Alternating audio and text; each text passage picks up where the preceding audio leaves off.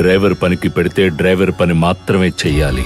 జమాలుద్దీన్ ఇచ్చే హవాలా డబ్బుని అక్కడిచ్చాను ఎక్కడిచ్చాను అనే అడ్డమైన కుక్కలకి ఏం పీకడానికి రా ఇన్ఫర్మేషన్ ఇచ్చావు?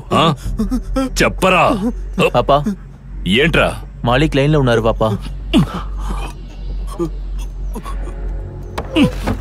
ఏంట్రా సిటీ బోర్డర్ లోపలికి వచ్చావా? పాపా వచ్చే దోవల డబ్బులు ఒకడు దొంగిలించాడు పాపా. ఎలా? ఏ ఏరియా? అదే సిటీ నుంచి బైపాస్ లోపల వచ్చేసరికి నీలాంటి కొడుకును కనే ముందు అప్పుడే చంపేసి ఉండాల్సింది. లేపేరా.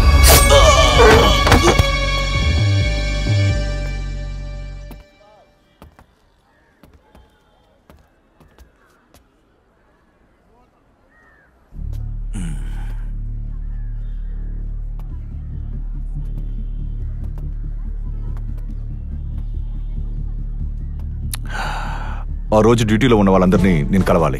Okay sir. స్టేషన్స్ కాకుండా ఇంకెక్కడైనా సిగ్నల్ దగ్గర మీరు బండిని ఆపారా? లేదు సార్, బండి ఎక్కడ ఆపలేదు, నేరుగా స్టేషన్ లోనే ఆపాను. బండి ఈ స్టేషన్ కు వచ్చిన వెంటనే పార్సల్ వేగన్ ని ఓపెన్ చేసింది ఎవరు? నేనే సార్. మీరు ఓపెన్ చేసినప్పుడు అంతకు ముందే ఎవరైనా లాక్ ని ఓపెన్ చేయడానికి ట్రై చేసిన అటెంప్ట్ మీకు అనిపించిందా? లేదు సార్, ఏ విధమైన డ్యామేజ్ లేదు.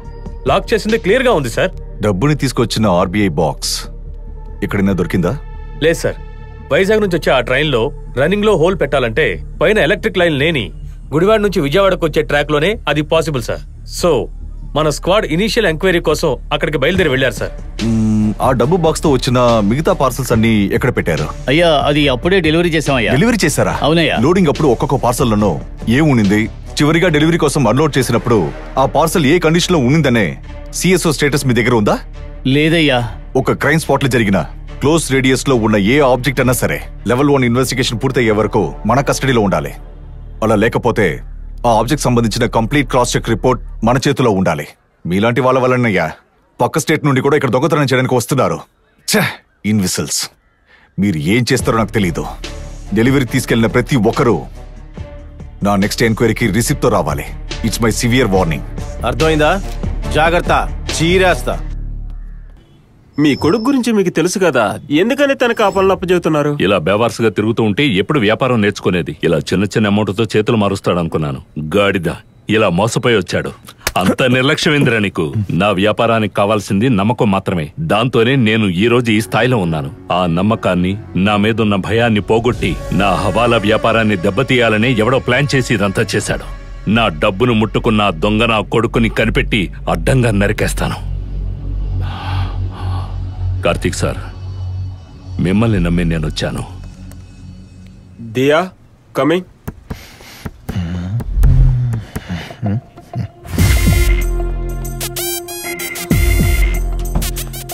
దియా, ఇతనే మిస్టర్ జమాలుద్దీన్, తన కొడుకు మాలిక్, నా లాంగ్ టైం క్లయింట్. ఎంత ముఖ్యమైన సమస్య అయినా మన దగ్గరికే వస్తారు. ఇప్పుడు ఒక మేజర్ ఇష్యూ. ఈ కేసు క్లోజ్ అయిందనుకోండి బాయ్, ఈ కేసు హ్యాండిల్ చేయబోతుంది దియానే. కార్తీక్ సార్, నేను వ్యాపారం మొదలు పెట్టినప్పుడు ఈ అమ్మాయి అసలు పుట్టుండదు. తనకెందుకు నా ఇష్యూ అప్పగిస్తున్నారు?